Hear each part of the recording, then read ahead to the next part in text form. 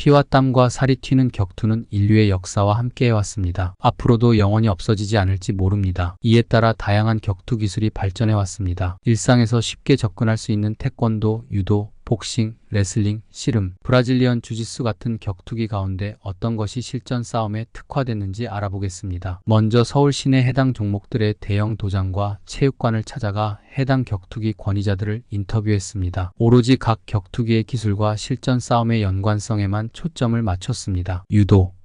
서울에 위치한 한 유도 도장을 찾았습니다. 관장 서모 씨는 한양대 출신으로 국가대표를 지냈습니다. 다만 서 씨는 국내 유도계를 휘어잡는 용인대 출신이 아니어서 태극 마크를 단 기간은 비교적 짧았다고 합니다. 몸통이든 옷깃이든 유도 선수에게 한번 잡히면 끝장입니다. 유도 선수 출신들이 종합격투기에 나가 처참히 패하면서 유도 별것 아니네라는 인식이 퍼지기도 했습니다. 그러나 스포츠가 아닌 실전 싸움에서는 이야기가 달라집니다. 유도 기술로 상대를 아스팔트 바닥에 매다 꽂으면 나의 힘, 상대의 체중, 눈, 깜짝할 새 넘어가는 속도가 순식간에 융합되어 엄청난 충격을 줍니다. 상대가 즉사할 수도 있습니다. 서 씨의 말대로 유도는 기술이 들어가면 말 그대로 찰나의 승부가 결정나는 특성을 지니고 있습니다. 그래서 유도의 입문에 제일 먼저 익히는 것이 낙법입니다. 매치기를 당했을 때 충격을 완화시키기 위해서입니다. 또한 서로 아무런 기술을 걸지 않은 상태에서도 방어 차원에서 전신의 힘을 유지하면서 무게 중심을 단단히 해야 합니다. 튼실한 근력과 지구력이 요구됩니다. 매다 꽂히면 상황 종료입니다. 사람들은 액션 영화 속 싸움과 현실의 막싸움을 잘 구별하지 못합니다. 서 씨는 액션 영화에서는 주인공이 상대방에 의해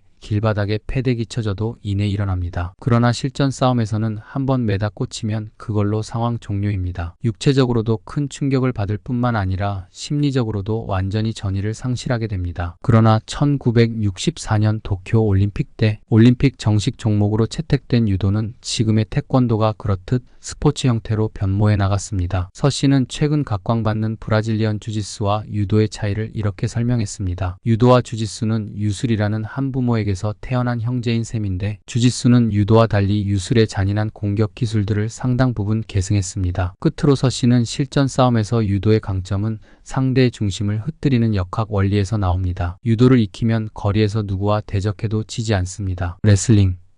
다음은 서울 모처에 있는 고등학교 레슬링부를 방문했습니다. 여타 격투기와 달리 레슬링만을 전문적으로 지도하는 체육관을 찾기 어려웠습니다. 부득이하게 레슬링부가 있는 고등학교를 찾은 이유입니다. 한국체육대 출신으로 과거 레슬링 국가대표를 지낸 해당 고교 감독 박 씨가 맞이했습니다. 박 씨에게 다짜고짜 레슬링의 실전성에 대해 묻자 그는 기자의 손을 자신의 귀로 가져갔습니다. 내 귀를 한번 만져보세요. 마치 만두처럼 찌그러지지 않았나요? 실제로 그의 양 귓바퀴는 뭉개져 만두처럼 보였습니다. 운동하는 사람들끼리 다 아는 이야기인데 시비가 붙더라도 상대가 만두 귀를 하고 있으면 무조건 피하라는 말이 있습니다. 그렇다면 레슬링이 여타 격투기와 차별되는 실전 싸움에서 갖는 강점은 무엇일까요? 박 씨에 따르면 레슬링은 서로가 맞잡은 상태에서 힘을 폭발시켜야 하므로 강한 수준의 근력과 지구력을 요구합니다. 훈련 매뉴얼에 사람을 들쳐 메고 뛰거나 계단을 오르는 것이 예사로 포함됩니다. 심지어 그 상태로 산을 오르내리기도 합니다. 대한민국에서 운동을 가장 잘하는 사람이 모인 태릉선 수촌에서 체력 테스트 삼아 불암산 달리기 시합이 열립니다. 이 시합의 역대 기록에서 1위는 레슬링 선수 아니면 복싱 선수입니다. 레슬링의 흔적은 지구 어디를 가더라도 발견됩니다. 러시아의 삼보, 일본의 스모, 우리나라의 씨름 등 각 문화권에 조금씩 다른 형태로 발현되어 왔습니다. 이 모든 것의 근본은 역시 레슬링이라고 합니다. 레슬링 국가대표 선수 시절 들은 이야기인데 태릉선 수촌 인근을 무대로 활동하던 건달들이 한 번은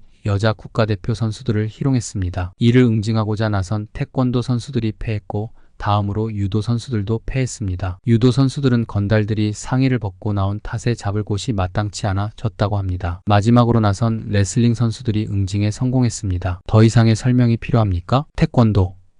2월 중순 서울 동대문구의 한 태권도 도장을 찾았습니다. 이 도장의 관장을 맡고 있는 김모 씨는 경희대를 나온 태권도 국가대표 출신입니다. 태권도계에서는 성골로 분류되는 인물입니다. 김모 씨에게 단도직입적으로 태권도가 막싸움에 효과가 있는지 물었습니다. 정통 무술로서의 태권도라면 그 어떤 격투기보다 강력하다고 자부합니다. 그러나 스포츠로서의 태권도는 아닙니다. 뜻밖이었습니다. 그 누가 유년기부터 인생을 바쳐온 자신의 무예에 대해 이렇게까지 정직할 수 있을까요? 더구나 도장 운영에 자신의 생계가 달려있는데 말입니다. 태권도도 격투기입니다. 바람의 파이터 최배달 선생이 창시한 일본의 극진 가라테처럼 태권도 역시 원래는 전신 공격이 가능한 풀 콘택트로 시작했습니다. WTF는 북한 태권도로 알려진 ITF와 분리된 후 안전상의 이유로 주먹이나 팔을 이용한 안면 공격을 금지했습니다. 그리고 세계화라는 명분 아래 생활체육 형태를 띠면서 가슴 호구와 헤드기어 착용 규칙을 도입했습니다. 올림픽 정식 종목으로 거듭나는 과정에서 국제올림픽위원회 지시사항을 모두 수용하면서 고유의 파괴력은 사라졌습니다. 안면 공격 금지 외에 김 씨가 꼽은 태권도의 기술적 문제는 날아오는 주먹과 팔꿈치 공격에 대한 안면 방어 연습이 이루어지지 않는 점입니다. 태권도는 허리 이상으로 올라오는 하이킥을 방어하지만 이마저 스텝으로 피하거나 복싱에서 클린치하듯 붙는 방식입니다. 타격력 크다. 김 씨는 태권도의 기술 자체는 다양합니다. 하지만 실제로 경기에서 사용하는 기술은 주로 발 기술입니다. 정권 지르기같이 품새 형태로 존재하는 주먹과 팔꿈치 기술은 경기에서도 잘 나오지 않는데 실전 싸움에서야 더 말할 게 있겠습니까? 라고 덧붙였습니다. 미국에서 태권도 황제로 추앙받는 이중구 선생은 발은 손보다 느립니다. 주먹이 발보다 실전에서 더 효과가 큰 것은 이 때문입니다. 김 씨는 태권도의 발차기에는 어떤 격투기에도 없는 예술적 아름다움이 있습니다. 타격력도 상당히 큽니다. 양다리를 앞뒤로 뻗는 동작을 반복하면 몸이 유연해지고 잔병치레도 하지 않습니다. 특히 대퇴부, 무릎 관절, 발목 관절, 인대가 순차적으로 강화돼 전체 근육 중 70% 이상이 분포된 하체가 튼실해집니다. 복싱. 다음으로 찾아간 곳은 서울 동대문구에 위치한 복싱 체육관입니다. 프로복싱 전 세계 챔피언을 지낸 최 씨가 관장으로 있는 곳입니다. 방문했을 때 최 씨는 자리에 없어 대신 이 체육관에서 사범으로 근무하는 임 씨를 인터뷰했습니다. 임 씨는 복싱이 실전 싸움에 얼마나 효과적인지에 대해 다음과 같이 답했습니다. 복싱은 모든 격투기의 기본입니다. 스트레이트, 잽, 어퍼컷, 훅이라는 4가지 기술로만 구성돼 있어 겉보기에는 단순합니다. 그러나 직선적이어서 실전에서 활용 가치는 매우 높습니다. 현대 사회에서 타인에게 상해를 입히는 행위는 법으로 금지돼 있고 윤리적으로도 바람직하지 않습니다. 그러나 상대방이 너 죽고나 죽자며 막무가내로 폭력을 행사하는 급박한 상황이라면 복싱만큼 효과적인 방어 수단이 없습니다. 복싱은 경기 중 뇌출혈로 인한 사망이 가장 빈번하게 발생하는 종목입니다. 다른 격투기와 달리 복싱은 대부분의 공격이 안면에 집중되는 특성 때문입니다. 임 씨는 스파링 한 번을 하더라도 반드시 관장이나 사범의 감독하에 해야 하고 안전장비를 철저히 착용해야 합니다. 그만큼 복싱 기술이 상대방에게 미치는 타격력이 큽니다. 동영상 전문 사이트인 유튜브의 실전 싸움 영상들을 보면